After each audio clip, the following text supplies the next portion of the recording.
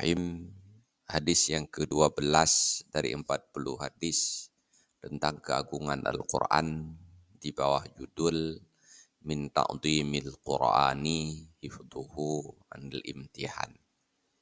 Sebahagian daripada cara mengagungkan Al-Quran adalah menjaganya dari kehinaan.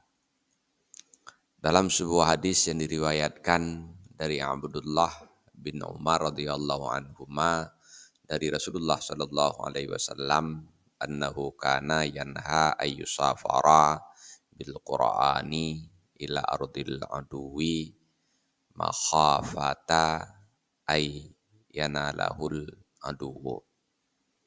Rasulullah sallallahu alaihi wasallam melarang seseorang bermusafir membawa Al-Quran ke negeri musuh karena dikhawatirkan Al-Quran diambil oleh musuh dan diperlakukan secara tidak terhormat. Hadis ini diriwayatkan oleh Imam Muslim. Wallahu a'lam bishawab. Walhamdulillahi rabbil alamin.